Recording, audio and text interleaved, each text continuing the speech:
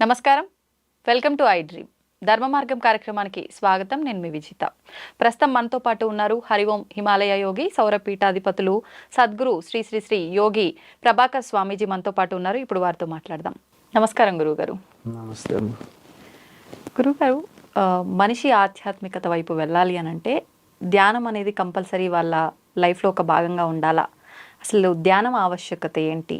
ధ్యానం చేయాలంటే మనం ఏకాగ్రత అనేది అసలు కుదరదని చెప్తుంటారు చాలామంది. ఏకాగ్రత కుదరాలి అంటే ఏం చేయాలి? నియమాలు ఏమైనా పాటించాలా? ఓం శ్రీకశ్యపాత్మజం భానుం సహస్రకిరణోజ్వలం సర్వరోగహరం మిత్రం సూర్యదేవముపాస్మహే. ఓం శ్రీ గురుభ్యో నమః. ధ్యానం అంటే ఏమిటి? ఆధ్యాత్మికతకి ధ్యానం అవసరం ఉందా? ధ్యానం ఆవశ్యకత ఏంటి? ధ్యానం నిజంగా ఎటువంటి పాత్ర పోషిస్తుంది? ఆధ్యాత్మికత వైపు వెళ్ళాలంటే నియమాలు ఎలాంటివి పాటించాలి? అసలు ఆధ్యాత్మికత అంటే ఏమిటి అనే ప్రశ్న ముందు. ఆధ్యాత్మికత వేరు, భక్తి వేరు. ఏంటి గురువుగారు డిఫరెన్స్? ఆధ్యాత్మికత అంటే నీలో ఉన్నటువంటి ఆత్మశక్తిని నీవు తెలుసుకుంటావు, అంటే నీ గురించి నువ్వు తెలుసుకునేది ఆధ్యాత్మికత. ఓకే. నీవు భగవంతుడి గురించి ప్రార్థన చేసి భగవంతుడు ఉన్నాడని నమ్మి ఆయన మీద విశ్వాసం ఉంచితే దాని పేరు భక్తి. ఓకే. ఇప్పుడు ఆధ్యాత్మికత అంటే అది ఆత్మికత. ఆధ్యాత్మికత అంటే నీలో ఉన్నటువంటి ఆత్మతత్వాన్ని నీవు తెలుసుకుంటాం ఆధ్యాత్మికత. ఓకే. నీవు ఈ శరీరంతో ఇంకొకరెవరో దైవం ఉన్నదని ఆ దైవం కోసం ఆ దైవం ఉన్నాడని విశ్వసించి ఆ దైవం మీద ఆ విశ్వాసంతో ఆయన చేస్తాడని నీవు అనుకుని సర్వస్వము ఆయన అని నిన్ను నువ్వు సమర్పించుకుంటే దాని భక్తి. ధ్యానం అంటే చాలామంది అనుకుంటున్నారు కూర్చుని కళ్ళు మూసుకుంటామని. కూర్చుని కళ్ళు మూసుకుంటే ఇది శారీరక మౌనం అవుతుంది. అంటే ఇంద్రియాలని షట్ డౌన్ చేయడం. ఇంద్రియాలని ఆదేశించి దాన్ని నడిపించేటటువంటిది మన మనస్సు. ఈ మనస్సుని సంకల్ప వికల్పాల నుంచి తగ్గించి దాని వృత్తుల్ని నిరోధించేటటువంటి ఒక ప్రక్రియ పేరు ధ్యానం. ఇంత ప్రాసెస్ అందరికీ సాధ్యమవుతుందా? సాధనతో సాధ్యం కానిది ఏదీ లేదు. ఇప్పుడు యాంకర్గా నువ్వు ముందు వచ్చిన రోజుల్లో ఎంత ధైర్యంగా ప్రశ్నించలేదు. ఇప్పుడు చాలా చక్కగా స్థిరంగా ధైర్యం తెచ్చుకున్నప్పుడు స్థైర్యం వస్తుంది. ధైర్యంతో స్థైర్యం వస్తుంది. ఆ స్థైర్యమే స్థిరత్వాన్ని ఇచ్చి లక్ష్యాన్ని చేరడానికి ఉపయోగపడుతుంది. అలాగే ప్రతి పనిలో కూడా ధైర్యం ఉండాలి. కేవలం ఉత్సాహం, ధైర్యం, సాహసం, బుద్ధి, శక్తి, పరాక్రమ అని 6 లక్షణాలు ఉంటాయి. ఇవి 6 ఎవరి దగ్గర ఉంటాయో వాళ్ళు ఈ విశ్వంలో అన్నీ సాధించగలుగుతారు. ఓకే. కాబట్టి ధ్యానం అంటే స్థిరత్వంతో కూడినటువంటి మానసిక స్థితి కల్పించడానికి ధ్యానం అవసరం. ఆ స్థైర్యం ఎప్పుడైతే వచ్చిందో నీ జీవితంలో అన్నిటినీ సాధించడానికి ఈ స్థైర్యం ఉపయోగపడుతుంది. అంటే దానికి ఆధ్యాత్మికత ఉన్నతే కాదు, భౌతికమైనటువంటి ఉన్నతికి కూడా ధ్యానం అవసరమే. అయితే ఇప్పుడు ధ్యానం చేయాలి అంటే నియమాలు ఏమైనా పాటించాల్సి ఉంటుందంటారా? స్థలం, మనసుని ప్రకోపించేటటువంటి ఆహారం కానీ విహారం కానీ, కేవలం ఆహారమే అనుకుంటున్నారు చాలామంది. యుక్తాహార విహారస్య యుక్తచేష్టస్య కర్మసు యుక్త స్వప్నావబోధస్య యోగో భవతి దుఃఖాః. మన జీవితం మీద, మనం చేసే పని మీద ఆహారం యొక్క ప్రభావం ఉంటుంది. ఆహారమే కాదు, విహారం, మనం తిరిగే తిరుగుళ్ళు, చేష్టలు, అప్పుడప్పుడు తెలియకుండానే ఏవో చేష్టలు చేస్తుంటాం. వాటి ప్రభావం ఉంటుంది. ఏదో తెలుసో తెలియకో హాయ్ అన్న ఎవరినో వాడి ఇంటి చుట్టూ తిరిగితే ఇది ఒక రకం చేష్ట. అది పొరపాటున అన్నాను నేను, నా జీవితానికి ఇంత ఇంత ఇంత ప్రాబ్లం తెస్తుంది అనుకున్న లేదు. ధైర్యాన్ని స్థైర్యాన్ని దెబ్బతీస్తుంది ఈ చేష్టల వలన. సరదాగా అన్నటువంటిది సీరియస్గా తీసుకుంటారు అవతల వాళ్ళు. ఒక చిన్న మాటని సరదాగా అంటాం ఫ్రెండ్ని, అది చేష్ట. అంటే అంతలా అనుకుని నువ్వు ఆ మాట మాట్లాడు. వీటిని చేష్టలు అంటారు. రకరకాల చేష్టలు ఉంటాయి. కొందరు ఇలా అంటుంటారు మాటికి, కొందరు ఇలా అంటుంటారు, కొందరు అంటుంటారు. అది అమ్మ అలవాటు అయితే అది ఇంకొకరి మీద వేరే అర్థాన్ని ఇచ్చి ప్రభావం చూపిస్తాయి చేష్టలు.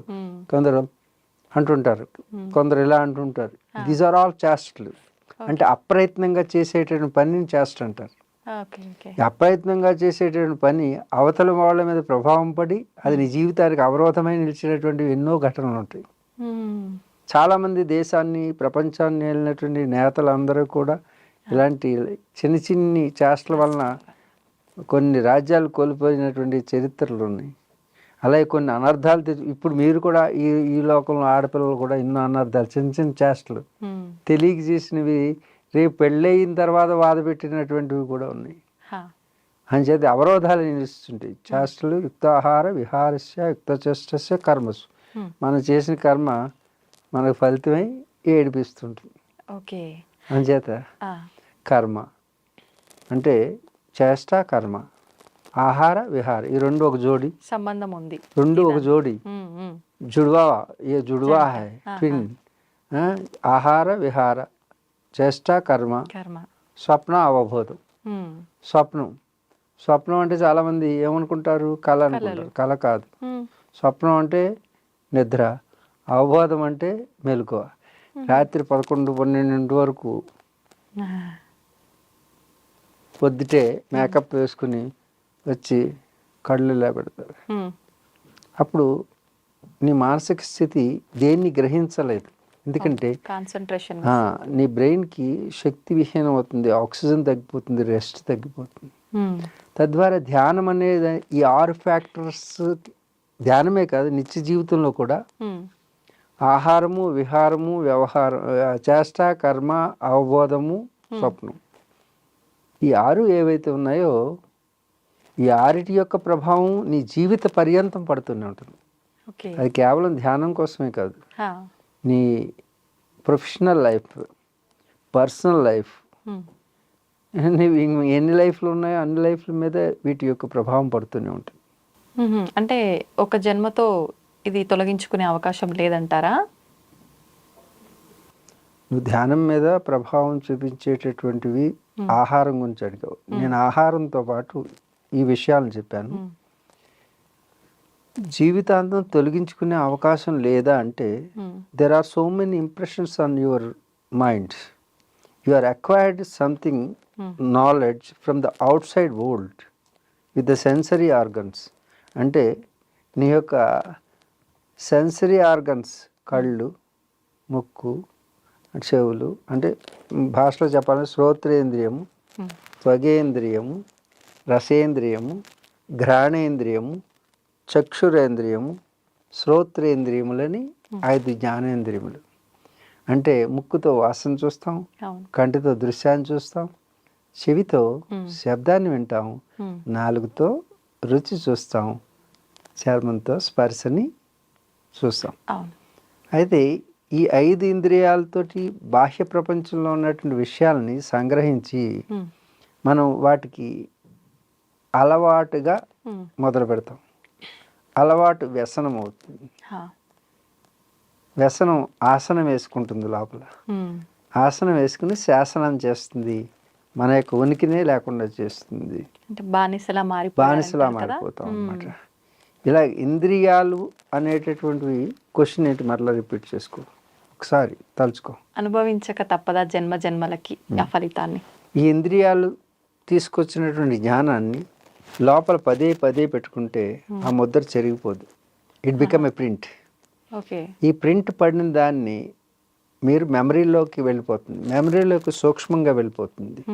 వెళ్ళిపోయి అది ఆ మైక్రోచిప్లో ఏ విధంగా అయితే మనం ఇంత పెద్ద సెట్టింగ్ చిన్న దాంట్లోకి వెళ్ళి చిప్లో ఎలా దాకుంటుందో దాంట్లోకి వెళ్ళిపోయి సూక్ష్మం అయిపోతే దాని సంస్కారం అంటారు.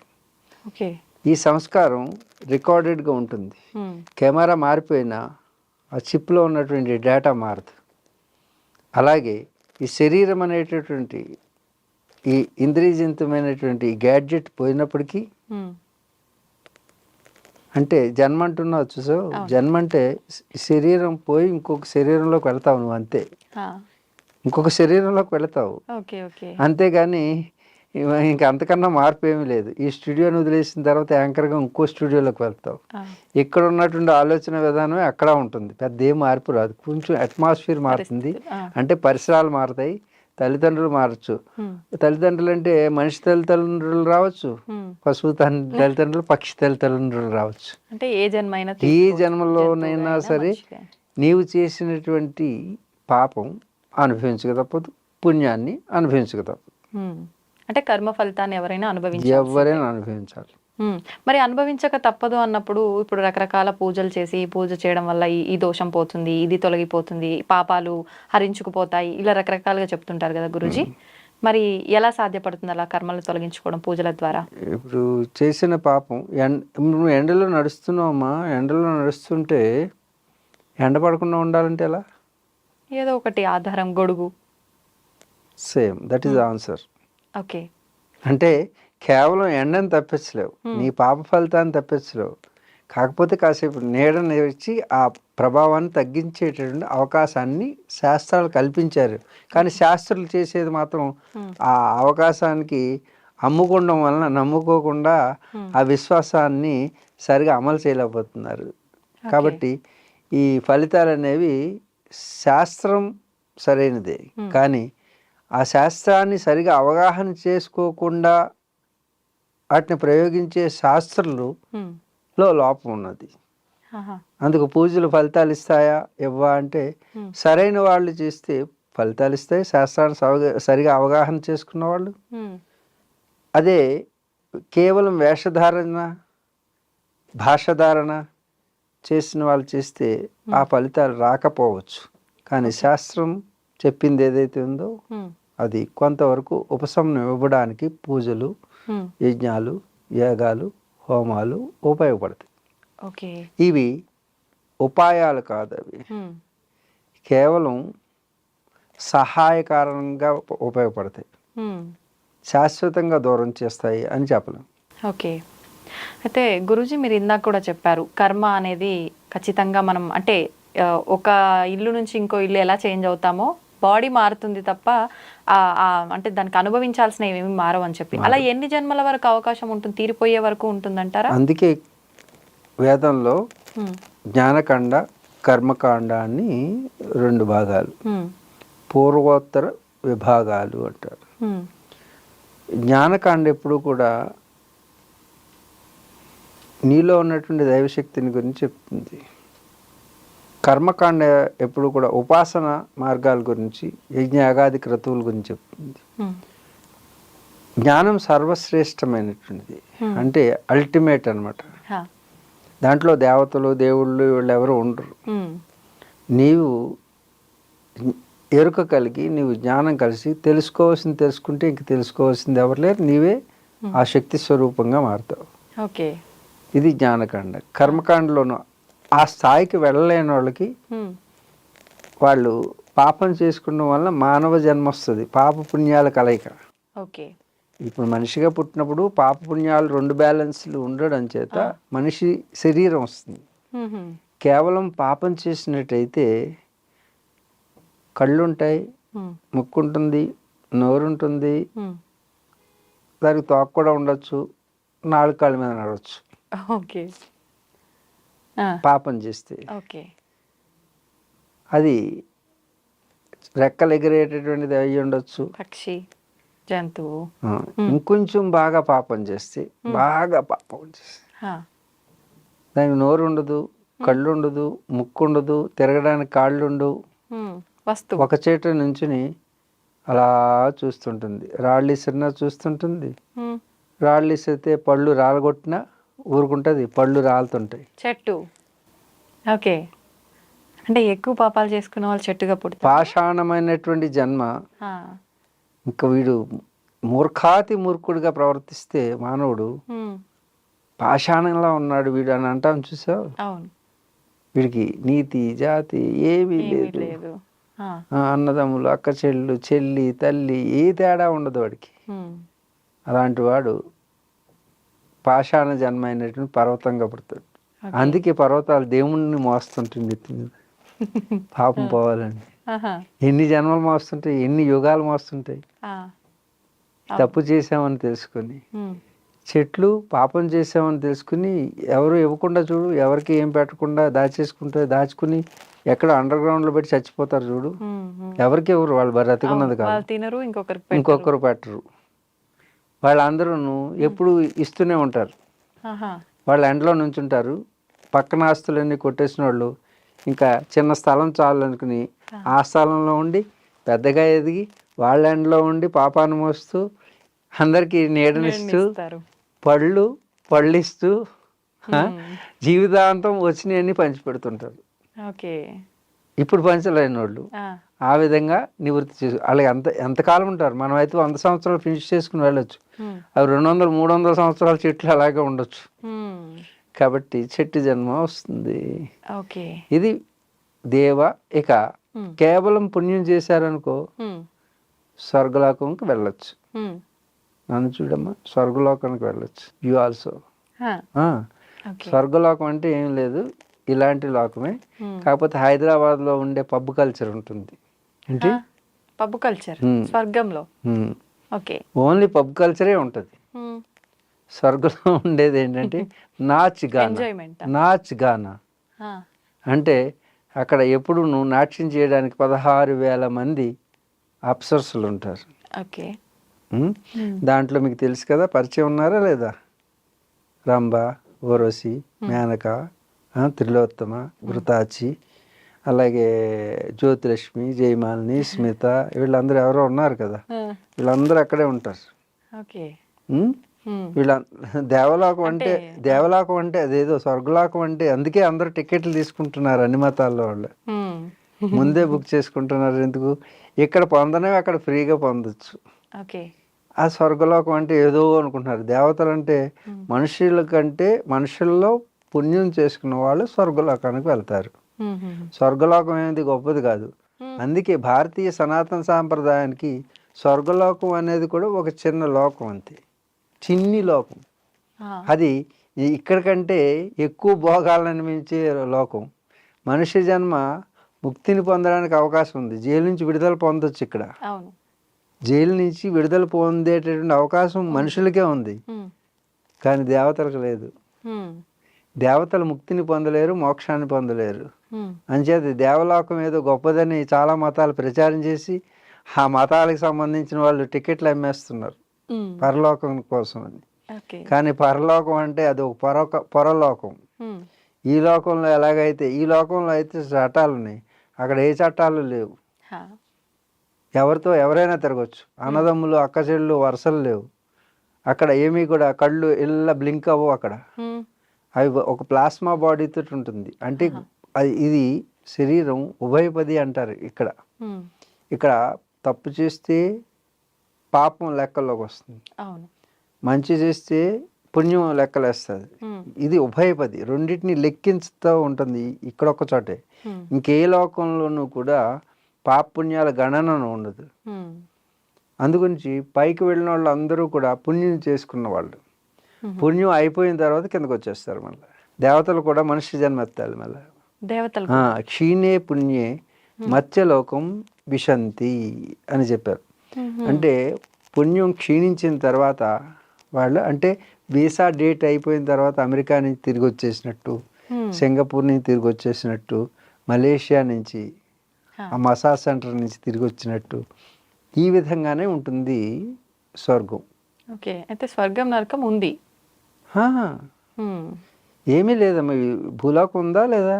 మనం ఇక్కడ ఉన్నాం కాబట్టి తెలిసింది. అక్కడ ఉన్న వాళ్ళు ఎవరు ఏంటి అనేది కూడా మనకి శాస్త్రాల్లో ఉంది కదా. అక్కడ విద్యాధరులు ఉన్నారు, అశ్విని దేవతలు ఉన్నారు, కిన్నెరులు ఉన్నారు, కింపురుషులు ఉన్నారు, గంధర్వులు ఉన్నారు. అంటే గంధర్వులు అంటే పాటలు పాడేవాళ్ళు, అశ్విని దేవతలు అంటే డాక్టర్స్. అంటే దేవతలకి సంబంధించినటువంటి సెటప్ అంతా ఉంది. వాళ్ళందరూ డాక్టర్స్ ఉన్నారు, లాయర్స్ ఉన్నారు. మరి వీళ్ళందరూ వాళ్ళకి ఎందుకంటే డాక్టర్లు అంటే వాళ్ళకు కూడా కొన్ని రకాలైనటువంటి వ్యాధులు రావచ్చు దేవతలకు కూడా. ఎందుకంటే చేసే పనులను బట్టి అక్కడ రావచ్చు. దేవగురువు బృహస్పతి ఉన్నాడు, రాక్షసుల గురువు. ఆ? వీళ్ళందరూ కూడా గురువులు ఉన్నారు. వాళ్ళు అక్కడ కూడా ఆయుధాలు తయారు చేస్తారు, ఆయుధాల కర్మాగారం ఉంది, యుద్ధాలు చేస్తారు. వాళ్ళు కూడా వాళ్ళ మీద కూడా రాక్షసులు యుద్ధానికి వెళ్తారు. వాళ్ళన్ని మంత్రం శక్తితోటే చేస్తారు కదా, వాళ్ళు కూడా ఆయుధంతో కూడా మనకు కూడా ఉన్నాయి కదా అస్త్రశస్త్రాలని. అస్త్రములు అంటే అస్త్రములు శస్త్రములు, మనకు కూడా అస్త్రాలు శస్త్రాలని. శస్త్రం అంటే ఏమిటంటే కత్తి, దాని పదును దాని యొక్క దీన్ని బట్టి సామర్థ్యాన్ని బట్టి అవతల వాడి మీద యుద్ధం చేస్తుంది. అస్త్రాలు అంటే ఓన్లీ మంత్రబాలంతో పనిచేస్తుంది. గడ్డిపరకు మీద మంత్రం అభిమంత్రించితే గడ్డిపరకు బ్రహ్మాస్త్రం అవుతుంది. ఏ మంత్రం చదివేమో ఆ శక్తి దానికి వస్తుంది అనమాట. అస్త్రశస్త్రాల్లో ఉండేటటువంటి గొప్పతనం అస్త్రాలు శస్త్రాలు. ఇప్పుడు కూడా మనం ఒకసారి అస్త్రం అంటే మన చేతితోటి మన బలంతో పనిచేస్తుంది. శస్త్రం అంటే, అస్త్రం అంటే మన తపోశక్తితో పనిచేస్తుంది, మంత్రబలంతో పనిచేస్తుంది. ఇవి అస్త్రాలు శస్త్రాలు ఆ రోజుల్లో ఉన్నాయి. ఎంత దూరం అయినా ప్రయాణం చేస్తాయి. అవి కూడా అంతరిక్షంలోనే అస్త్రాలు వెళ్ళి పనిచేస్తాయి. ఇప్పుడు మన వాళ్ళు అస్త్రాలు వేస్తే నాగాసాకి జపాన్లో, హిరోషిమా పూర్తిగా పోయింది. అవి అలా కాదు, వీళ్ళు అస్త్రాలు ప్రయోగించుకుంటే ఆకాశంలోకి వెళ్ళి అంతరిక్షంలోకి వెళ్ళి అంతరిక్షంలో ఫైట్ చేస్తాయి. కింద ఎవరికి వాటి యొక్క ప్రభావం పడనివ్వదు. కానీ ఇప్పుడు ఈ అణ్వస్త్రాలన్నీ కూడా ఈ ప్రపంచ దేశాలు తయారు చేసే అణ్వస్త్రాలు మొత్తం భూమినే పేల్చి పడేస్తాయి. ఇది వినాశనానికి దారితీస్తుంది. కానీ అది మంత్రబద్ధం, ఇది యంత్రబద్ధం. ఇప్పుడు ఈ మధ్యకాలంలో అంతా జల ప్రళయాలు జరిగాయి కదా గురువుగారు. ఆ ప్రళయాలు జరిగినప్పుడు అంటే ఈ యుగాంతం రాబోతోంది, అంతా అంతం అవబోతోంది, మళ్ళీ ఇలాంటి జల ప్రళయాలు ఇంకా పెద్ద పెద్దవి రాబోతున్నాయి, దీని తర్వాత మొత్తం అంతం అని చెప్పి అన్నారు కదా. అసలు ఎప్పుడుంది అంతం అనేది? నిజంగా యుగాంతం ఉందా? అసలు యుగాంతం ఇప్పుడు వచ్చే ఇప్పుడప్పుడే లేదు.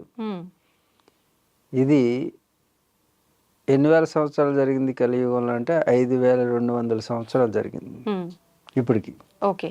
క్రీస్తు 2000 తర్వాత నుంచి ఆ బ్రిటిష్ వాళ్ళు పెట్టిందే కానీ ఇది మనకి భారతీయ కాలమానం ప్రకారం, మన క్యాలెండర్ ప్రకారం 5000 సంవత్సరాల దగ్గర కృష్ణుడు చనిపోయిన దగ్గర నుంచి మనకి లెక్క వస్తుంది. ఓకే, ఇంకా చాలా సంవత్సరాలు ఉంది, ఇప్పుడే లేదు.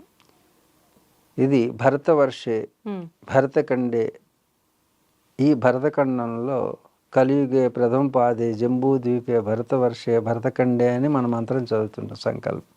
అంటే ప్రథమ పాదంలోనే ఉన్నాము. ప్రథమ పాదం అంటే 4,32,000 సంవత్సరాల కలియుగం వయసు. ఎంత? 4,32,000 సంవత్సరాలు. 4,32,000 సంవత్సరాల వరకు ఉంటుంది కలియుగం. దాంట్లో 5,000 సంవత్సరాలు అయింది. అంటే చాలా చిన్న, సముద్రంలో ఒక బిందువు అంత అయిపోయింది. అందుకు ఇది ప్రథమ పాదం. ఇప్పుడప్పుడే అంతం లేదు, కానీ ప్రతి 100 సంవత్సరాలకి ఇలా విపత్తులు జరుగుతుంటే సైకిల్ స్టార్ట్ అవుతుంటాయి. చిన్న చిన్న సైకిల్స్ అన్నమాట, చిన్న చిన్న అంతాలు అలా తిరుగుతుంటాయి. అంటే each and every energy cycles ఉంటాయి, అంటే పవర్ సైకిల్స్. మీలో కూడా, నీలో ఒక ఆవృతం జరుగుతుంది. ఒక స్త్రీ ఉంది, స్త్రీలో ఋతుక్రమం జరుగుతుంది. ఒక సైకిల్ 30 రోజులకి, మళ్ళీ 30 రోజులకి. ఈ సైకిల్ సరిగా రాలేదనుకో విపత్తు. ఇది చివరికి వచ్చేసరికి డ్యామేజ్ అవుతుంది. అంటే రీప్రొడక్టివ్ సిస్టమ్కి ప్రిపేర్ చేస్తుంది. అలాగే ఒక విపత్తు ఒక కొత్త ఆవిర్భావానికి మూలం అవుతుంది. విపత్తుగా చూస్తున్నారు మీరు. అందుకు ఆధ్యాత్మికంగా విపత్తులు కూడా అవి సహజ పరిణామక్రమం. పిల్ల పెద్ద మనిషి అయిందనుకో, నువ్వేం చేస్తావు? మీ అమ్మాయి పెద్ద మనిషి అయితే ఊరందరికీ పండగ చేస్తావు. పిల్ల ఏమనుకుంటుంది, ఇదేంటి నాకు కడుపులో నొప్పి వస్తుంది, మా అమ్మ పండగ చేస్తుంది ఏంటి, బుద్ధి లేదు దీనిగా అనుకుంటారు. నీకేమో పండగ, దానికేమో బాధ. అలాగే తెలియని వారికి ఉపత్తులని బాధ, తెలిసినటువంటి తల్లి లాంటి జ్ఞానులకి సహజం. కాబట్టి ఇది పండగ, నూతన ఆవిర్భావం జరుగుతుంది. Each and every pain leads to gain. నువ్వు కూడా నీ జీవితంలో వచ్చిన ప్రతి పెయిన్ని చక్కగా ఇన్వైట్ చేసి చూస్తే తర్వాత వచ్చేది బాగుంటుంది. రాత్రి వెనక పగలు, పగలు వెనక పగలేను పగలు, రాత్రి వస్తుంది. అంచేత దేనికి పొంగిపోక, సుఖం వచ్చిందంటే కష్టం వస్తుంది అని తెలుసుకో. ఉమ్, సుఖం వచ్చిన వెంటనే నువ్వు పొంగిపోయి హుర్రే అన్నావు అనుకో, సుఖం లీడ్స్ టు కష్టం, హా, కష్టం లీడ్స్ టు సుఖం. ఇది పరిణామక్రమం, ఇది ఒక చక్రం, కాలచక్రం. ఓకే.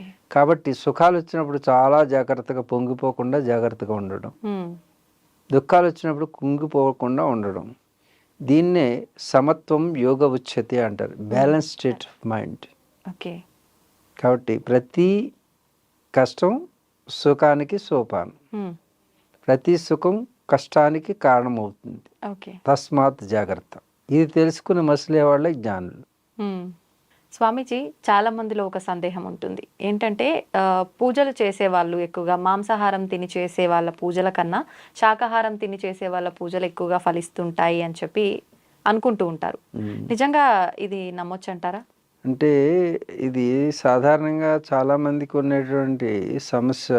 ఉమ్, మాంసాహారం తింటే పూజలు చేయవచ్చా చేయకూడదా, శాకాహారం మాత్రమే చేయాలా అంటే, మీ ఆహారం ఏదైనా తీసుకోండి, కానీ ఆహారం తామసిక ఆహారం, రాజసిక ఆహారం, సాత్విక ఆహారం అని 3 రకాల ఆహారాలు ఉంటాయి. ఉమ్, సాత్వికమైనటువంటి ఆహారం తీసుకుంటే ఏమవుతుందంటే కొంచెం త్వరగా జీర్ణమయ్యి, ఇప్పుడు లోడ్ పెరక్క సహజంగా జీర్ణమయ్యి నిద్ర రాకుండా మనసు, నిద్ర వచ్చిందనుకో మీరు కాన్సన్ట్రేట్ చేయలేరు, దేని మీద మనసు నిలవదు.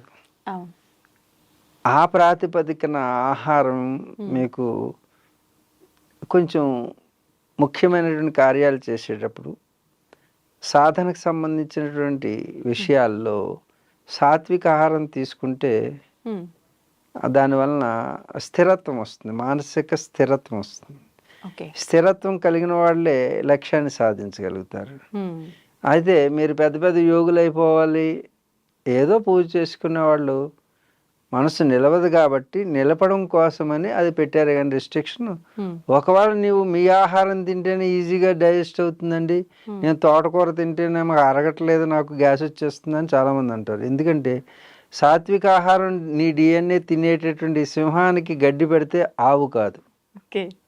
అంచేత మీరు అందరూ non vegetarian based DNA hormonal releases అంటే సిక్రెషన్ ఉన్నప్పుడు ఉమ్, కొందరికి మాంసం ఏమో త్వరగా అరుగుతుంది, ఉమ్, తింటే హుషారుగా ఉంటారు. ఉంటారు. అదే ఈ ఏదో ప్రసాదం పేరుతో అవి ఇవి పెడితే అవసరం ఉండదు, నిద్ర వచ్చేస్తుంటుంది వీళ్ళకి. అవును.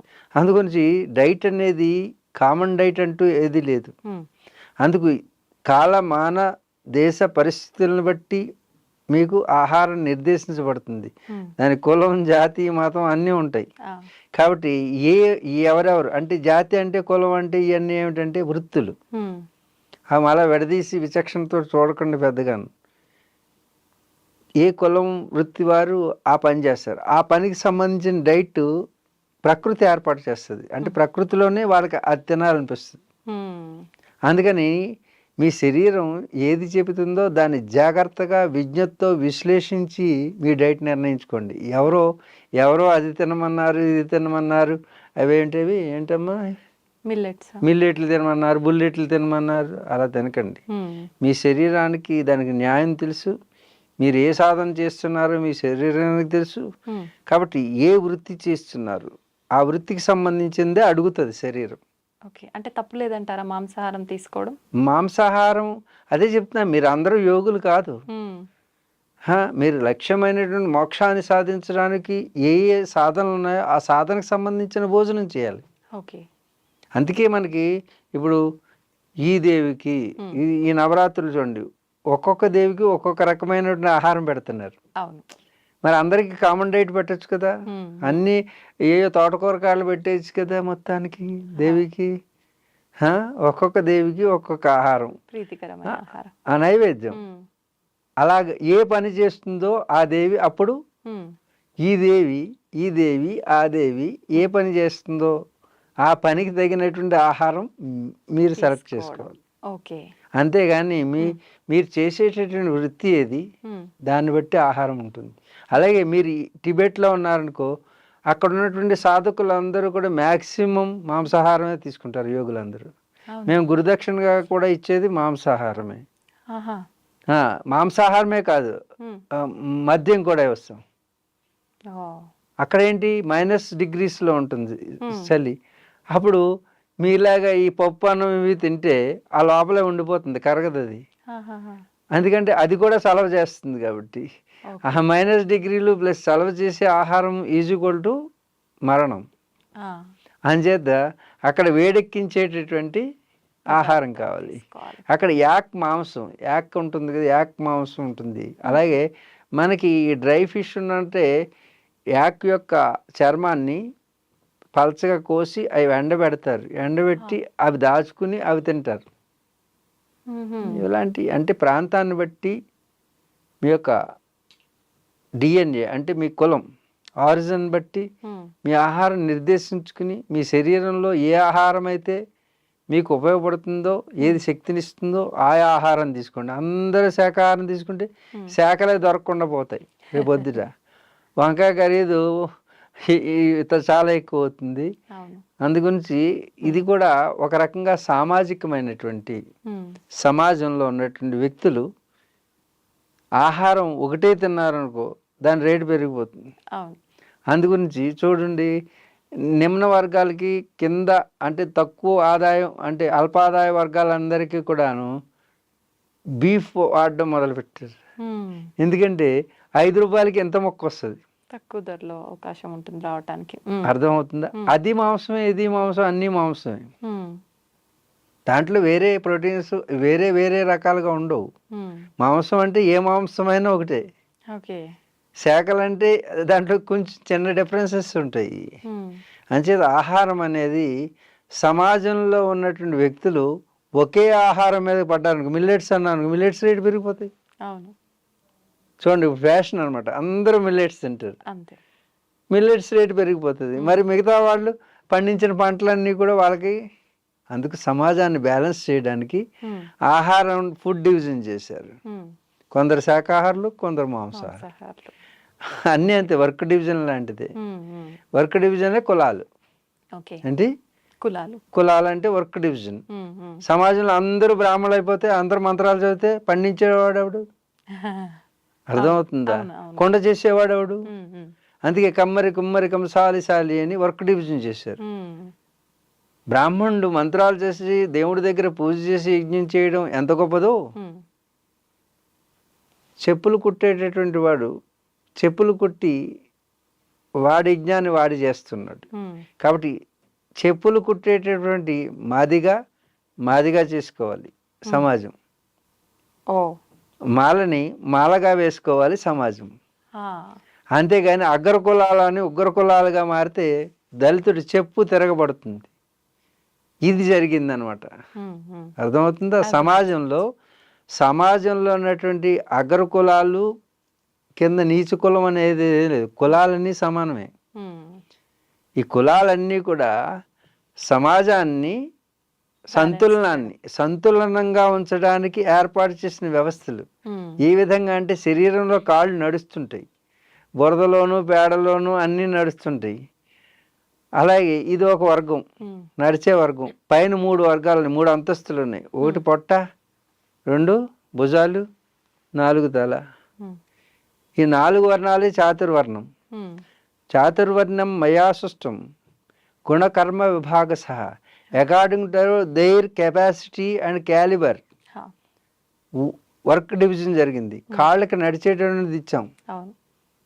అర్థమైందా? పొట్టకి లోపలంతా ఏది నువ్వు వెళ్ళినా సరే ఈ శరీరంలో ఇక్కడికి వెళ్ళిపోతుంది.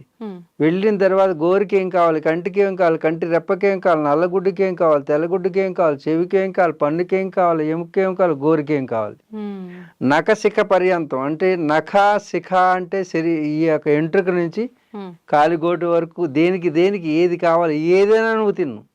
దాంట్లో ఇవన్నీ విభజించి సమానంగా పంచేది, వ్యాపారం చేసేది ఇది వైశ్య. ఏంటి వైశ్యులు? అదేందా? ఈ కింద దళితులు, అగ్రవర్ణాలు మోసుకు తిరుగుతున్నటువంటి దళితులు ఎవరు? దానికి ఆ కెపాసిటీ ఉంది, ఆ వర్క్ చేస్తుంది. బాహువులు క్షేత్రం అనే శరీరాన్ని ఆయుధములుగా మార్చి, క్షాత్రములుగా మార్చి ఈ క్షేత్రాన్ని సంరక్షించుకునే బాధ్యత కలిగినవి భుజబలం. క్షత్రియుడు,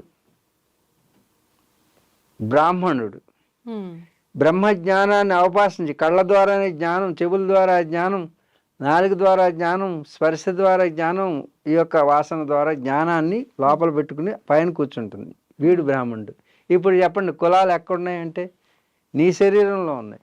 నీ శరీరంలో కాళ్ళకి రిజర్వేషన్ కల్పించు ఒకసారి. కల్పిస్తే ఏమవుతుంది? అందుకు రిజర్వేషన్ అడగడం కాదు, మనలో రాజకీయ నాయకులు నీ కాళ్ళు వేరు, చిచ్చిచి అవి బురదలో ఉంటాయి, వాటిని ముట్టుకోకంటే. కానీ ఒక గురువు ఏం చేస్తాడు, నేను వచ్చిన వెంటనే ఎక్కడ నమస్కారం పెట్టమంటాడు? ముఖానికి పెడతావా? అందుకే భారతీయ సాంప్రదాయంలో ముందు సమాజంలో ఉన్నటువంటి దళితుల్ని నమస్కారం చేసుకోండి. ఈ సంస్కారం వస్తే ఈ యొక్క ప్రపంచం విశ్వశాంతితో ఉంటుంది. ముందు ఎవరైతే కష్టపడేటువంటి వర్గం ఉందో, ఈరోజు తిండి అందుతుందంటే మనకి కాళ్ళకి రక్షణ ఉందంటే ఆ రక్షణకి ఏర్పాటు చేసినటువంటి మాదిగా చేసుకునే సంస్కృతి అగ్ర కులాలకు ఉండాలి. కానీ అగ్ర కులాలు ఉగ్ర కులాలైతే దళిత జాతి తిరగబడుతుంది. అదే జరుగుతున్నది ఇప్పుడు ఈ భారతంలో. కాబట్టి చాతుర్వర్ణ్యం మయా సృష్టానికి అర్థం మారిపోయి ఒకరినొకరు అంటే కాళ్ళు నరికేసుకునేవాడు, కాళ్ళు వచ్చి ముఖాన్ని తండడం, ముఖం వచ్చి కాళ్ళని తండడం. అంటే శరీరంలోనే సమాజం అనేటువంటి శరీరంలో 4 వర్ణాల పేరు చెప్పి కాలు వేరు, చిచి అది కింద నడిచేది అని విభజించారు. మన దేశాన్ని విభజించేటటువంటి ఎవరూ రాలేదు. కానీ బ్రిటిష్ వాళ్ళు వచ్చి ఈ జాతి ఎప్పటికీ విడిపోదు కాబట్టి వీళ్ళలో కులాలు చిచ్చు రగలించాలని కాళ్ళని వేరు చేసి పట్టణ వైశ్యులని ఈ ముగ్గురిని నువ్వు మోసుకు తిరుగుతున్నావని కింద ఎక్కువగా లాంగ్ శరీరానికి ఎక్కువ పొడవు ఉండేది అది కాళ్ళు. ఈ జాతిని రెచ్చగొట్టి ఈ పై వ్యవస్థని కూలగొట్టారనమాట. అప్పుడు మనలో స్ప్లిట్ వచ్చింది, తద్వారా వాళ్ళు ఏలుకునే అవకాశం ఉంది. ఇదే విధంగా చతుర్వర్ణాలని విడదీసి మనం విడదీయడానికి లేనటువంటి సనాతన ధర్మాన్ని ఆచరించేవాళ్ళం. మనం అన్నీ ఒకటే శరీరం అనే భావనలో ఉండేవాళ్ళం. అందుకే కాళ్ళకి నమస్కారం చేసే సంస్కారాన్ని నేర్పాము. కాళ్ళకి నమస్కారం చేయడం అంటే నిజంగా కూడా ఈ అగ్రవర్ణాలు దళిత వర్గాల్లో బాధపడుతున్నారంటే అన్టచబిలిటీ, అంటరానితనం. మరి మీ శరీరంలో ముందు ఎక్కడ తోముతావు? ముఖం ఒకటో తోముకుంటూ కూర్చుంటావు, కాళ్ళు కూడా తోముతావా లేదా? అందుకు పైన ఉన్న చేతులు తన చేతలతో కింద ఉన్నటువంటి కాళ్ళని తోముతున్నాయే. అలాగే ఈ సమాజంలో ఉన్నటువంటి అగ్రకులాలన్నీ కూడా కింద ఉన్నటువంటి కాళ్ళకి నమస్కారం చేయడం అక్కడి నుంచి that is the base of your livelihood. నీ జీవితానికి నిన్ను నడిపించేటువంటి శక్తి దళితులని తెలుసుకో. పైన ఉన్నటువంటి అగ్రకులాలన్నీ కూడా దళితులని ప్రేమగా చూడండి. వారికేమీ మీరు వాళ్ళని ప్రేమగా చూసి సమాజంలో భాగంగా చూడండి, అన్టచబుల్గా చూడకూడదు. ప్రథమంగా వాళ్ళకి నమస్కారం చేసే సంస్కారం నేర్చుకున్నప్పుడు సమాజంలో ఈ సంతులత దెబ్బతిందదు. కులాలు జాతులు అంతం కావాలంటే అంతం అవటువంటి ఎవరి కులాన్ని వాళ్ళు గౌరవించేటటువంటి విధంగా గౌరవప్రదమైనటువంటి వృత్తిగా చూడండి. ఇప్పటి వరకు అశ్రద్ధ జరిగింది వాళ్ళ మీద, కానీ ఇప్పుడు చూడండి కొండ ఖరీదు ఎంత అయింది. మన రాబోయే రోజుల్లో మీకు ఉన్నటువంటి స్టీల్ పాత్ర కంటే కొండ ఖరీదే ఎక్కువ అవుతుంది. అలాగే మీరు మొన్నటి వరకు 5 రూపాయలు గడ్డం గీయడానికి ఇచ్చేవారు, చులకనగా చూసేవారు. ఇప్పుడు 500 ఇస్తేనే గడ్డం గీయరు వాళ్ళు. కాబట్టి అదే వృత్తి తిరిగి పునరావృతమై అది పైకి వెళ్తుంది, ఇది కిందకి వెళ్తుంది. అందుకే మీకు చెప్పినది ఏంటంటే సైకిల్లో బంధించబడుతూ ఉంటుంది. ఒకసారి పైకి ఇది వస్తుంది, ఇట్స్ కామన్. ఓకే స్వామీజీ, ఇంకొకటి మాంసాహారం అంటే ఎవరి వృత్తిని బట్టి ఎవరి దాన్ని బట్టి వాళ్ళు తింటుంటారు. ఓకే, అయితే చాలా మందిలో ఏంటంటే మాంసాహారం తిన్న తర్వాత ఎన్ని గంటల తర్వాత మనం పూజలు చేసుకోవచ్చు, ఏదైనా పూజ వ్రతం లాంటివి ఉన్నాయి అంటే మెయిన్ అమ్మ మాంసాహారం తిన్న దేవుళ్ళు కూడా ఉన్నారు. మన దేవుళ్ళుగా చెప్పుకునే వాళ్ళు కూడా మాంసాహారాన్ని భుజించినట్టు శాస్త్రాల్లో ఉంటుంది. అవునా? అరణ్యకాండలో చూసినా అక్కడ చూసినా రామాయణంలో కూడా ఉంటుంది. కాబట్టి అక్కడ రాముడు క్షత్రియుడు, క్షత్రియ భోజనం చేస్తాడు. క్షత్రియ హోటళ్ళు ఏముంటాయి? రాజుల భోజనం హోటళ్ళు ఉన్నాయా ఇక్కడ? రాజుల భోజనం అని రాస్తారు కదా. రాజుల భోజనమే రాజులు తింటారు. ఓకే. కాబట్టి రాజుగా ఉండాలంటే, క్షేత్రాన్ని సంరక్షించాలంటే శారీరక దార్ఢ్యం పెంచుకోవాలి. హ్మ్. మానసిక బుద్ధి 2 కలిసి కాంబినేషన్‌కి సంబంధించిన ఫుడ్ తింటారు. అంటే బుద్ధి వికాసానికి, హ్మ్. శారీర దార్ఢ్యానికి. మిలిటరీ వాళ్ళకి పప్పు పెట్టండి ఇంక పడుకుంటారు వాళ్ళు. అవును. యుద్ధం చేసేవాడికి ఏం చేయాలి? సిద్ధం చేయాలి. కాబట్టి మాంసాహారం వాళ్ళే. అలా వృత్తిని బట్టి హ్మ్. ఈ యొక్క ఆహార విభజన జరిగింది. హ్మ్. ఏ ఏ వృత్తి వారు ఏ ఏ ఆహార ఏ కులం వారు. కులం అంటే వృత్తి. హ్మ్. వారి యొక్క జాబ్. హ్మ్. ఆ జాబ్‌ని బట్టి ఆహారం ఉంటుంది. హ్మ్. అయితే పూజ చేసేటప్పుడు మాత్రం కొంచెం తామసికంగా నిద్ర ఆవహిస్తది. ఎందుకంటే మామూలు పప్పు వాటికి రుచి కంటే కూడా ఇది మత్తునిస్తుంది. డోపమైన్ అంటే ప్లెజర్‌ని క్రియేట్ చేస్తుంది. ప్లెజర్. హ్మ్. ప్లెజర్ అంటే చూడు ఆ చిన్న సుఖం కోసం జీవితాంతం కష్టాలు అనిపిస్తారు. అవును. అందుకు చిన్న సుఖం ఆ కాసేపు నాలుక దాకే వరకు హ్మ్. ఆ సుఖాన్ని ఎంజాయ్ చేయడం వల్ల డోపమైన్ రిలీజ్ అవుతుంది. తద్వారా మనకి ఒక డ్రగ్ అంటే ఏమంటాం? ఒక కిక్ అదేమంటారు పదం సరైన పదం? మత్తెక్కుతుంది. ఓకే. ఆ మత్తు కాసేపు అలాగ తేలుస్తుంది. హ్మ్. ఆ మత్తు కోసమే కదా ఈ గమ్మత్తులన్నీ చేస్తున్నాం మనం. హ్మ్. ఆ మత్తు కోసం, చిన్న మత్తు కోసం. ఆ మత్తునిస్తుంది కాబట్టి మత్తు వేరు, అపరమత్తు వేరు. హ్మ్. పూజకి అపరమత్తు తర్వాత అవసరం. హ్మ్. పూజకే కాదు ఏ పని చేయాలన్నా అప్రమత్తత అవసరం. ఆ! మత్తుగా ఉన్నామనుకో తప్పు చేసే అవకాశం ఉంటుంది. మత్తులో పడ్డామంటే. హ్మ్. అంచేత మత్తునిచ్చేటటువంటి పదార్థం మాంసాహారం. హ్మ్. అపరమత్తునిచ్చేటటువంటిది శాకాహారం. ఓకే. అందుకు పూజకి మాంసాహారం కంటే శాకాహారమే హ్మ్. మేలు. ఉత్తమం. స్వామీజీ ఉపవాసం. ఉపవాసం దివ్య ఔషధం అని చెప్పి పెద్దవాళ్ళు చెప్తూ ఉంటారు. అయితే మనకు అందులో భాగంగా తీసుకుంటే ఏకాదశి ఉపవాసం చాలా మంచిది అని కూడా చెప్తూ ఉంటారు. ఉపవాసం యొక్క ఫలితాలేంటి నిజంగా? ఉపవాసం అంటే కొంతమంది మొత్తం తినకుండా ఉంటుంటారు. అందులో కూడా రకరకాలుగా చేస్తుంటారు. కొంతమంది పండ్లు, పాలు తీసుకొని చేస్తుంటారు. అసలు ఏ రకంగా చేయాలి ఉపవాసం అనేది? అయితే ఉపవాసం అంటే ఆ పదానికి అర్థం ఏమిటంటే అంటే సామీప్యం దగ్గరగా. వాసం అంటే దగ్గరగా ఉండడం. హ్మ్. నేను నీ దగ్గరికొచ్చి ఉన్నాననుకో దాన్ని ఉపవాసం అంటారు. ఓకే. కానీ ఉపవాసం అంటే భగవంతుడికి దగ్గరగా ఉండడం. హ్మ్. హ్మ్. అలాగే ఉపనిషత్తులకి దగ్గరగా ఉండడం. ఉపనిషత్తు ఏం చెప్పిందంటే భగవంతుడంటే సో అండ్ సో అని చెప్పింది. హా! ఆ ఉపనిషత్తుల యందు ఉన్నటువంటి విషయాన్ని అర్థం చేసుకుని అలా ఉండడం అని ఒక అర్థం. హ్మ్. అంటే సబ్స్టిట్యూట్. హ్మ్. వాసం అంటే టు లివ్. తాత్కాలికంగా అంటే టెంపరరీ లివింగ్ అనమాట. ఓకే. అంటే ఒకరోజు టెంపరరీ లివింగ్ చేద్దాం. రోజు డైలీ అంటే రోజు రొటీన్‌గా. చేసేటువంటి రొటీన్‌గా కాకుండా ఒకరోజు హ్మ్. ఈ శరీరానికి టెంపరరీగా జీవితాన్ని ఇద్దాం. అంటే ఓకే. అదొక అర్థం. ఓకే. ఏంటి ముందు అర్థం ఏమిటి? హ్మ్. భగవంతుడికి దగ్గరగా ఉండడం. ఉండటం. అంటే సామీప్యం నందు. హ్మ్. భగవంతుడికి సామీప్యం. భగవంతుడు ఉన్నాడని ఆయనలో కాసేపు అలా ధ్యానం చేస్తూ ఉంటే నిజంగా భగవంతుడి దగ్గరికి వెళ్ళినప్పుడు ధ్యానంలో శక్తి మనకు పెరుగుతుంది. హ్మ్. మనం ఆహారం తీసుకునేది దేనికంటే శక్తిని పెంచుకోవడానికి. హ్మ్. ఆహారం అంతా అరగదీసి దాంట్లో కొంత గ్లూకోజ్ చేసి ఆ గ్లూకోజ్ నువ్వు కదలడానికి వాటికి ఉపయోగిస్తావు అన్నమాట ఎనర్జీ. హ్మ్. అయితే ఎనర్జీ నువ్వు భగవంతుడు ఉన్నాడని అనుకుని నీ విశ్వాసాన్ని నీ మనసుని కేంద్రీకృతం చేసినప్పుడు లోపల ఉన్న ఎనర్జీ ఖర్చు అవ్వకుండా పోతుంది. ఎందుకంటే ఒక లైటే వెలుగుతుంది. హ్మ్. మొత్తం అన్ని లైట్లు అంటే అన్ని ఆలోచనలు ఉండవు. అందుకు అన్ని ఆలోచనలు ఏకీకృతం చేసి ధారణ చేస్తే దాని పేరు ఆ ధారణే ఒకే వస్తువు మీద ఉంటే దాన్ని ధ్యానం అంటారు. హా! ఆ ధ్యానం ఎప్పుడైతే చేస్తున్నావో శక్తి విహీనం కావు. శక్తిని పుంజుకుంటావు. హ్మ్. ఆ శక్తిని పుంజుకుంటం వలన ఆహారం అక్కర లేకుండా పోతుంది. నువ్వు మానడం కాదు. హ్మ్. నువ్వు మానితే దాన్ని ఉపవాసం అనరు. ఓకే. కాకపోతే ముందు ఈ సాధన చేసే ముందు నువ్వు మానడం నేర్చుకోవాలి ముందు బలవంతంగా. హ్మ్. హ్మ్. తర్వాత గాడిలో పడిన తర్వాత కొంతకాలం పోయిన తర్వాత నీకు ఆహారం అవసరం తినాలనిపిస్తది. ఎందుకంటే నీ శక్తిని నువ్వు ప్రిజర్వ్ చేసుకుంటావు కాబట్టి. కాబట్టి నీకు ఆ శక్తి ఉంటుంది కాబట్టి ఇక ఆహారం మీద ఆసక్తి ఉండదు. ఓకే. అంటే శక్తి ఉంటే ఆహారం తినకపోయినా శరీరం నిలబడుతుందా?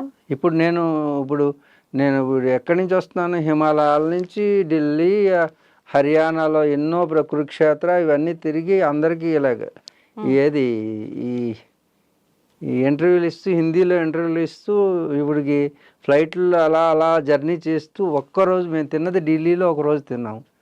తర్వాత విశాఖపట్నం, శ్రీకాకుళం, బొబ్బిలి ఇవన్నీ ఉత్తరాంధ్ర అంతా తిరిగి అక్కడ స్పీచ్లు ఇచ్చిన తర్వాత అక్కడ అక్కడ ఒక ఆహారం, ప్రకృతి ఆహారం కొంచెం తీసుకున్నాం. మళ్ళీ ఇక్కడికి వచ్చిన తర్వాత రాత్రి 2 ఇడ్లీ ఎవరో ఇచ్చారు, 2 ఇడ్లీ తిన్నాం.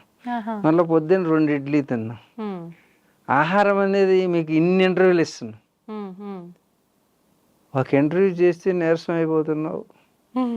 కాబట్టి ఇన్ని ఇంటర్వ్యూలు అంటే ఎనర్జీ అనేది ప్రిజర్వ్ అవుతుంది. మన ఎనర్జీని తక్కువగా వాడతాం అన్నమాట. ఎప్పుడు కూడాను ఒక విషయం మనం చెప్తున్నప్పుడు you should anchor on the subject. Do you know about the anchor? చెప్పండి. Meaning of anchor? యాంకర్ అంటే ఏమిటి? ఏమిటి యాంకర్ అంటే ఏమిటి? అంటే ఒక కార్యక్రమానికి హోస్టింగ్ చేయడం కాదు, దాన్ని హోస్ట్ అంటారు. యాంకర్ అంటే షిప్. షిప్ని సముద్రంలో లంగర్ వేస్తారు. అంటే ఆ యాంకర్ని వేస్తే అలాంటి యాంకర్స్ వేసినప్పుడు కింద ఉన్నటువంటి ఇసుకను పట్టుకుని ఉంటుంది. సముద్రంలో షిప్పు ఊగకుండా ములగకుండా కాపాడేటటువంటిది. అంటే అటు ఇటు ఊపేసేటువంటి కెరటాలు వచ్చినప్పటికీ బ్యాలెన్స్ చేసే పాత్రను వహించేది యాంకర్.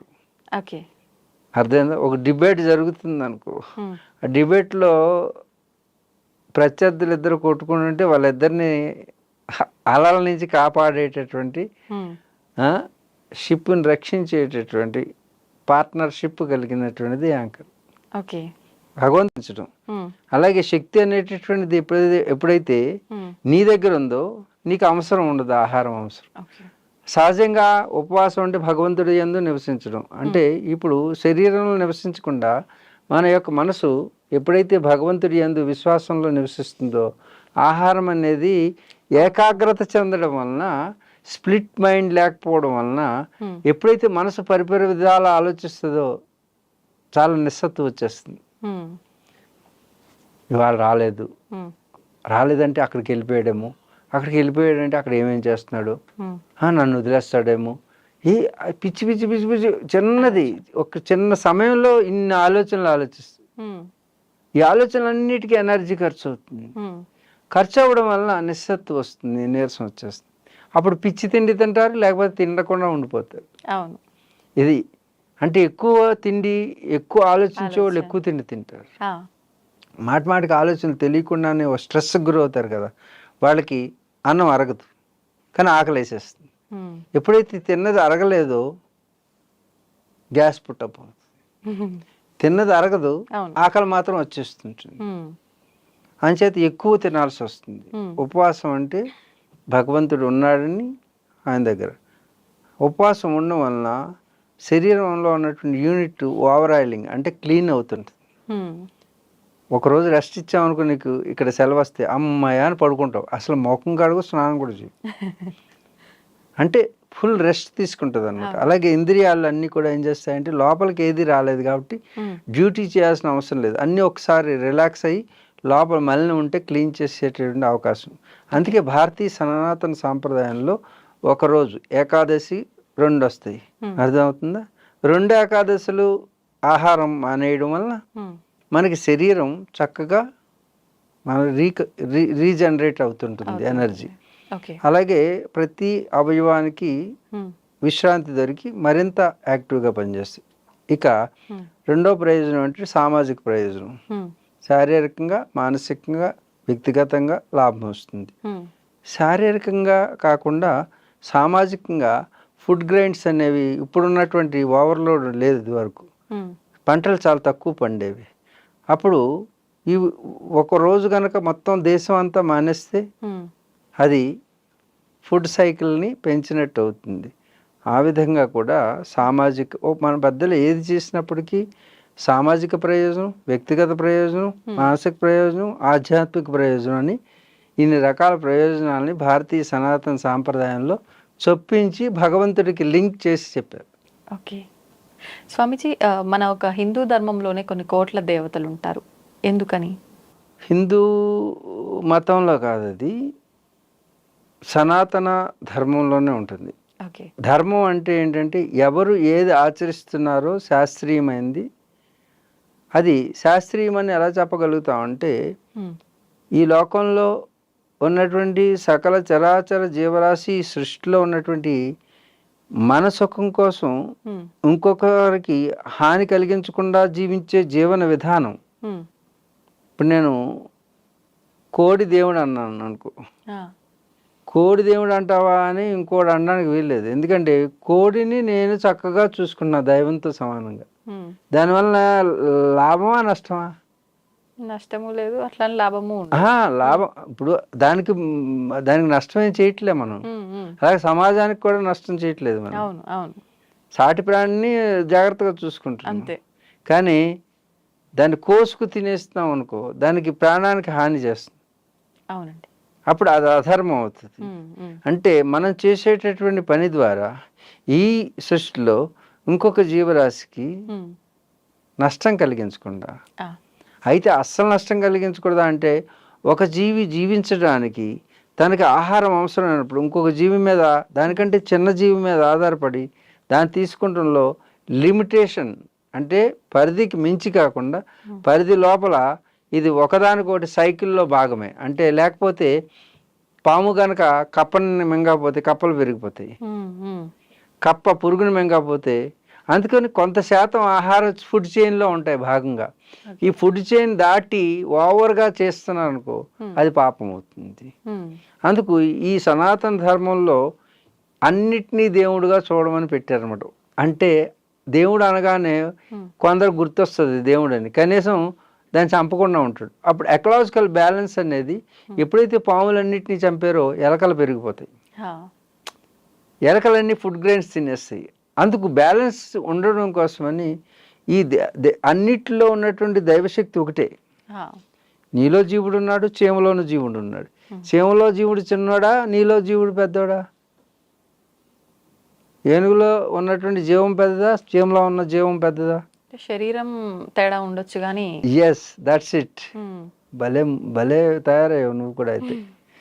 కాబట్టి రెండిట్లో ఉన్నటువంటి ఒకటే ప్రాణం, ఒకటే జీవం. కాబట్టి ఏది గొప్ప ఏది తక్కువ కాదు, అన్నిటిలోనూ జీవం ఉన్నది ఒకటే, ఒకటే జీవం ఉన్నది. నీలోను దానిలో ఉన్న జీవం ఒకటైతే మరి దైవం అనేది జీవం. అర్థమైందా? అంటే శక్తి. ఆ శక్తి ఏదైతే ఉందో అది అన్నిట్లో ఉందని గుర్తించినటువంటి వాళ్ళు మన సైంటిస్టులు. ఏంటి సైంటిస్టులు? కానీ కొన్నిట్లోనే ఉందని గుర్తించిన వాళ్ళు సైంటిస్టులు.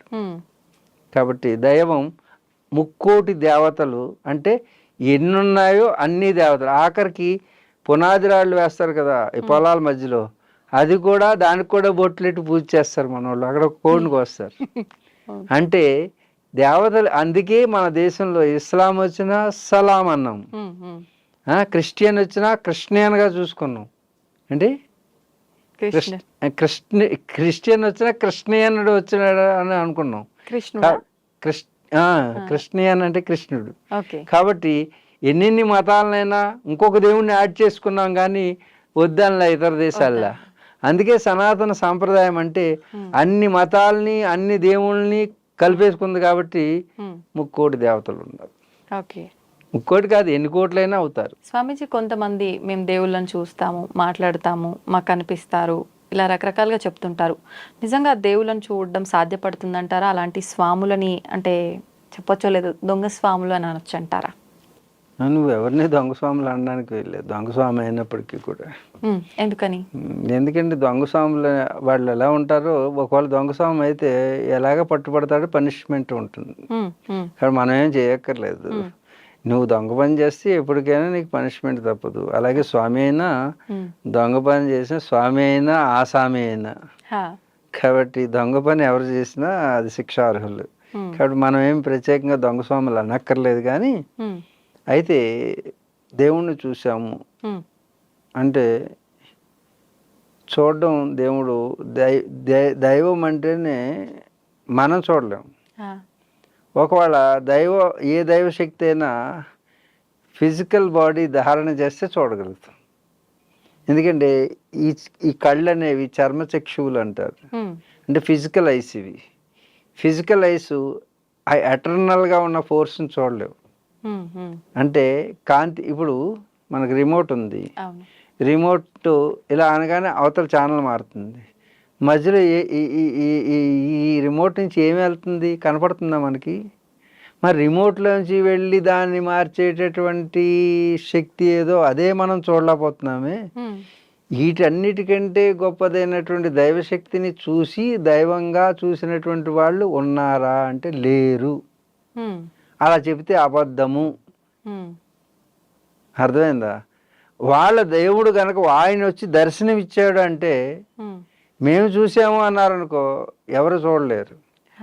ఆయన దర్శనం ఇవ్వాలనుకున్నాడు అనుకో, ఒకవేళ ఏదైనా రూపంలో వెంకటేశ్వర స్వామి ఏనుగులాగా వచ్చి చెరుగర్లన్నీ తినేసి ఇది చేశాడు అని ఏ కథలు ఉంటాయి కదా, వాళ్ళు వచ్చి దర్శనం ఇస్తే పోనీ ఏనుగులాగా వస్తే వీడు అనుకుని ఉండొచ్చు, ఆ సమయానికి మ్యాచ్ అయి ఉండొచ్చు.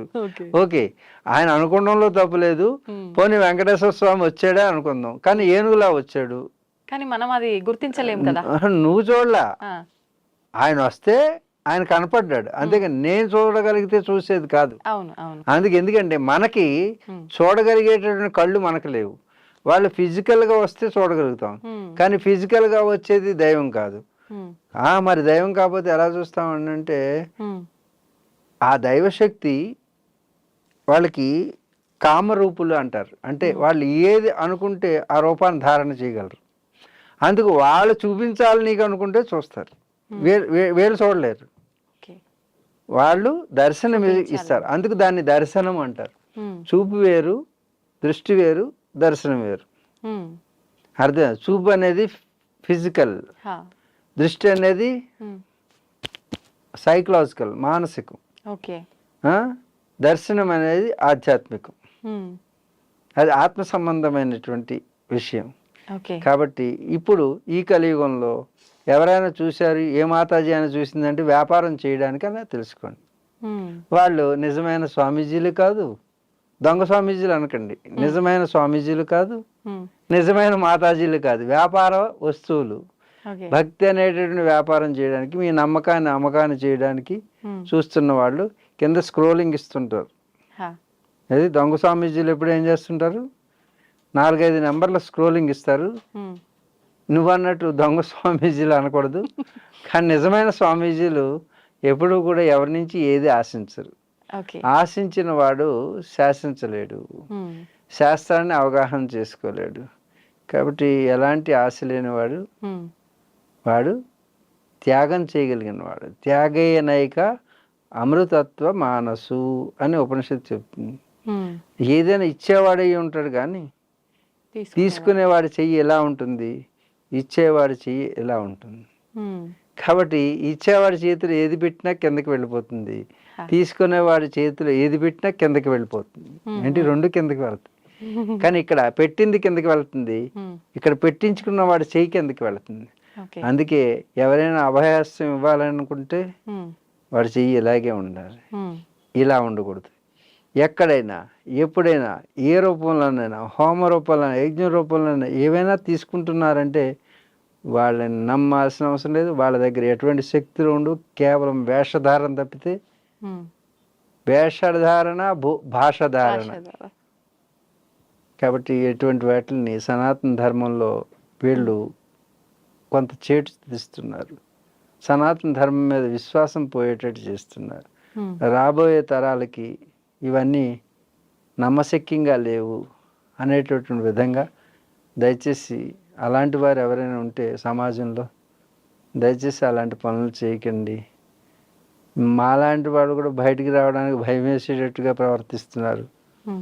అంటే అందుకే నిజమైన వాళ్ళు కూడా కనుమరుగైపోతారు ఈ ప్రవాహాన్ని పెరిగితే.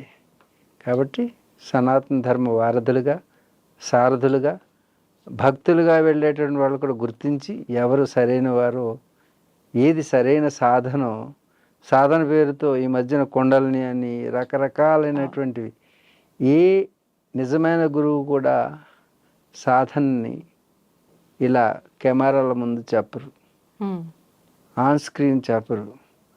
నిజమైనటువంటి వారు తద్విద్ధి ప్రణిపాతైన పరిప్రశ్నేన సేవయ, గురువుని సేవిస్తేనే ఏదైనా రహస్యం చెప్తారు. అంతేగాని ఈ టీవీలో కూర్చుని అమ్ముకుంటాం వ్యాపారం. అది టీవీలో కూర్చుని 2000కి ఇది చెబుతాను, 1000కి ఆన్లైన్ కోర్సు, ఇది గొట్టాల ద్వారా చెప్పేది కాదు. కాబట్టి ఏ ధార్మికమైనటువంటి శక్తి కలిగినటువంటి వారైనా వారిని ఆశ్రయించి శ్రద్ధాభక్తులు ఎన్నో పరీక్షలు చేస్తారు. అన్ని పరీక్షలు అయిన తర్వాత దానికి నిలబడితే ఒక్క చిన్న రహస్యం చెప్తారు. అప్పటి వరకు నిజమైన గురువులు, నిజమైనటువంటి సాధకులు, నిజమైన స్వామీజీలు సరైనటువంటి మార్గాన్ని చూపించాలంటే వాళ్ళు శక్తిపరులు, యుక్తిపరులు అయి ఉండాలి, సాధకులు అయి ఉండాలి, సాధనతో అనుభవం పొందిన వారై ఉండాలి. మరి 40 సంవత్సరాల సాధన అయితేనే కానీ ఇలాంటి బోధనే చేయలేకపోతున్నాం. కాబట్టి షార్ట్ కట్లో ఏది పొందలేం. సక్సెస్ అనేటటువంటిది షార్ట్ కట్ లేదు సక్సెస్కి. ఒకవేళ సక్సెస్ని షార్ట్ కట్లో చూడాలంటే మన జీవితానికి షార్ట్ కట్లు పడతాయి. కాబట్టి ఒక బిడ్డను కనాలంటే 9 నెలలు ఆగాల్సిందే, 9 మాసాలు మోయాల్సిందే. మరి భగవంతుడినే కనాలంటే ఇక ఆలోచించండి. కాబట్టి అలాంటి వేషధారణ, భాషధారణ ద్వారా నిర్ణయించలేము స్వామిత్వాన్ని. హరి ఓం తత్సత్. శుభం. నిజంగా చాలా మంచి విషయాలు తెలియజేశారు స్వామీజీ. చాలా సంతోషంగా ఉంది మిమ్మల్ని కలిసినందుకు, మీ ద్వారా చాలా మంచి విషయాలు తెలుసుకున్నందుకు. ధన్యవాదాలు.